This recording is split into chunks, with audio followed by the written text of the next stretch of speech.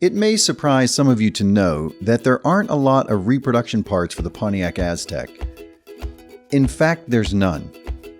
If this shocks you, let me gently break some other news to you. Ice cream melts and unicorns don't exist.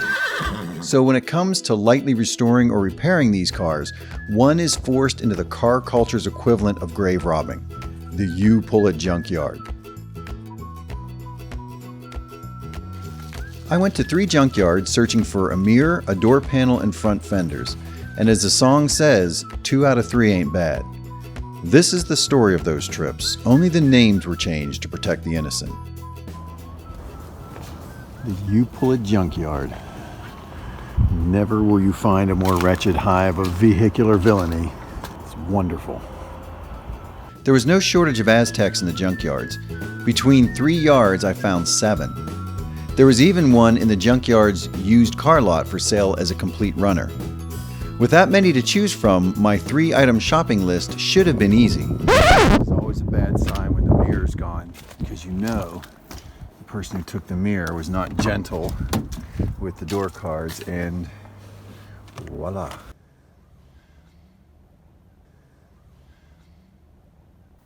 The mirror and the door panel were no problem, but all the fenders were rotted in the same way. Here's another Aztek, an earlier model, probably an 01. Do you think the person might have had a little bit of a sticker fetish, as well as like a Pexbargen at? This one's a base model. It has the hubcaps and the steelies, but it has the colored door panel I need, fortunately. Oh, these are like that, but it also has, the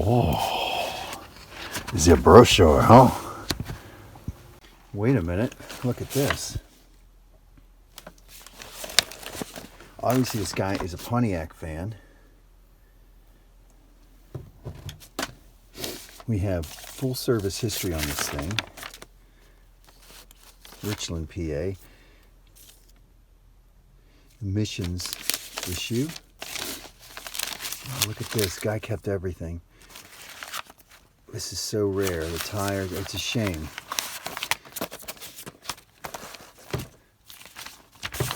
Article on the Aztek. Keep? All right, I think I will. Clearly the owner took loving care of this car. So why did it end up in the boneyard? Let me give you a hint and see if you can figure it out.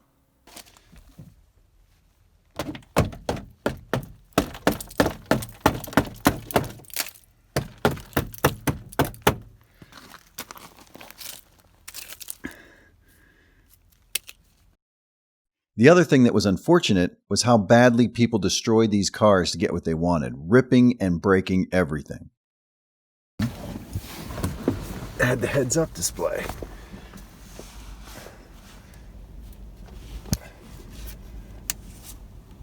Dimmer.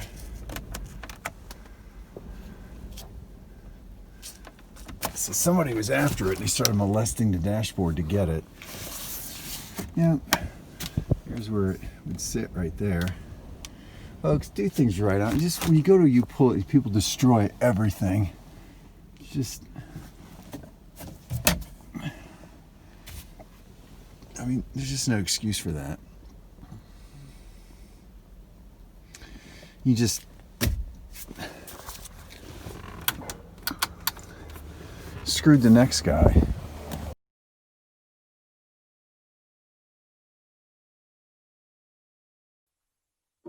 This is the Aztec brochure I pulled from the junkyard. Apparently it must have had like a dealer stamp or something on it somebody cut out. I love these first year brochures. They just put everything into them. You know, the big debut of a new car. That's the brochure you want because it's got so much cool stuff in it.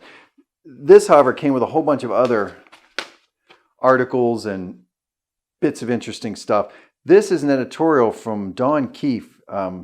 It was in the Pontiac Smoke Signals newsletter for the Pontiac Enthusiast Club. And he talks about he was at the debut of the Aztek, the unveiling. And he talked about everything we know about the Aztek, that it was supposed to be based on a body-on-frame SUV platform, supposed to be very rugged, outdoorsy type vehicle, and they ended up putting it on the Montana minivan platform. He talks about what a disappointment it was and the hype surrounding the debut and all that, with some letters, people writing in talking about it. So there's that. That's kind of cool. That's worth the read. This one's interesting. This is from the Mick paper, the USA Today. And it's an article, Driving Off the Lot, Watch Out for the Cliff. Depreciation can make your car's value plunge. And it talks about the best and the worst cars for holding onto their value and losing their value. Of course, the best they have here, this is an 05 article, 04 article. And the best is the Mini Cooper, retaining after 3 years 62% of its value and going down to only 52% after 5 years. And the worst is our good friend, the Aztek here, retaining 27% of its value after 3 years and plummeting to 18% of its value after 5 years. So that just means if you were going to trade the Aztek in on that Lamborghini, you better do it quick. For me, it doesn't really make a difference. I drive a car till either it's a stain on the driveway, or I generally buy and sell cars that I just think are interesting, beyond whatever value they have monetarily. I just buy them because I think they're interesting or cool or unloved or something. So, but it's back in the day, they weren't holding out much hope. This, speaking of values, is a flyer from Out in Cars, which is a dealership in this area that still exists, still in business. And this is from 05. And they, April of 05. And these two are interesting. You have the spiritual successor to the Aztek, the Buick Rendezvous, where they cleaned up the styling and they sold a lot of them. This is an 04, a leftover Rendezvous, or a late year, $17,995. You know, you can just keep that extra $5 at home. And then over here is a brand new 05 Aztek. Both of these are all-wheel drive for the same price of $17,995. This is the last year. This is the Aztek Swan Song. Really, for an all-wheel drive, multi-purpose utility vehicle, 18 grand wasn't bad. And you can always negotiate from there. I love what they say, sacrifice price. Believe me, dealerships, they don't sacrifice anything but their integrity. This is a page from Consumer Reports, and it has the Aztek, and mysteriously, it doesn't have the little recommended check mark. And they just say some basic things about it. Aztek is clearly aimed at the active lifestyle crowd. Handy, standard, and optional features include removable plastic storage boxes, a removable center console cooler, a slide-out cargo tray, and a tent that fits onto the rear. Negatives include so-so handling, a stiff and not very controlled ride in the GT, and a rear seat that's too low, and a split rear gate that's a bit awkward to operate. I'll give them that. So there it is.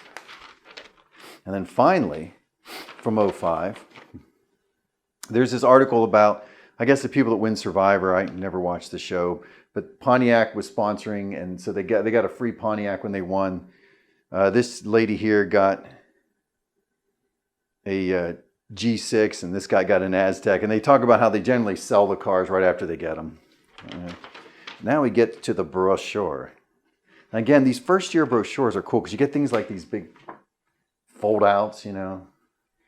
Look at it. Look at the bright colors. And, you know, the Aztek, I mean, this is just a positive, kind of uplifting brochure.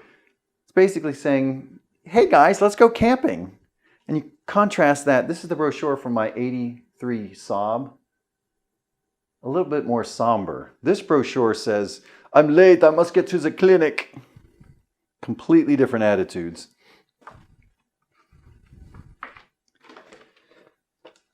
Talks about the Aztek's pull-out little storage thing, this briefcase thing, which I guess if you're trying to pretend to be a really tiny businessman, you'd want a huge briefcase. Hey guys, I got the merger papers right here. Wait up. I guess that's the handy storage thing. But there was a lot of cool things about the Aztek. It folds out into a little netted cargo tray and has the net for the back. Custom Aztek bags, storage bags, and there was a lot of cool stuff they threw into this vehicle. Where do you want your seat? Talks about the different configurations, captain's chairs versus the buckets and bench situation. Of course, the interior. This has the infamous heads-up display, which I found one of these I showed you guys I found one of those in the junkyard where somebody molested the dashboard. Yeah, let's just take a screwdriver to it to try to get this heads-up display out. Do you really think they assembled them that way at the factory? Let's just slap this stuff down and glue it. The leather interior is sumptuous leather, though cows never seem to be very sumptuous. This is cool. I haven't seen very many Aztecs in this. This is steel blue. Show me blue steel. Cool color. I like that. And the Aztec GT shown in flaming red. It's actually in bright red. Very creative with the name. And then here's our hero. This is the one in my garage. The citrus green with the VersaTrack all-wheel drive, which is really a good all-wheel drive system. It's got a good split torque even independently between the rear wheels. It's actually a very good all-wheel drive system. As we see by towing our snowmobiles up the ski lift. And then of course, the famous tent, the signature Aztec tent. I have one. I have never set it up. It's a new old stock. It's never been set up. It's still packed in its box, but I'm going to do that and go through the procedures and see what that's like. Plus all the other little features, the waterproof seat covers, the bike rack, the over the seat holders, like backpacks that actually convert into a backpack. What do they call them? What do they say in brochure parlance? Available hiking package. Aztec gives you some custom design accessories to make the whole process easier. First, the backpacks attached to the front seats. Well, they're just backpacks. You can get all the accessories and stuff. Cargo security cover, power remote lift gate release, which is standard. Okay, let's find some options here. Brakes, front disc, rear drum, four-wheel anti-lock brakes for the front-wheel drive. Front disc, rear disc, four-wheel anti-lock brakes for the all-wheel drive, which is optional with the all-wheel drive, which is good to have. I'm a big four-wheel disc fan. And then all the interiors and colors. Again, Aztec yellow is the absolute signature color for the first-gen Aztec. This citrus green that I have, they tell me is a one-year only color. And I've seen this leather in the junkyard, and I've seen this style of seat, which is Hang Glide Premium Cloth. Awesome. And then I have the ridge cloth, what I call urban camouflage because of all the geometric shapes that are around here. So that's the Aztec brochure. Very cool stuff. And if I keep the Aztec or I move it on down the road, all this paperwork is going to go with it. It's just neat stuff to have. The junkyard mirror and door panel have already been installed. The rusted rockers are repaired.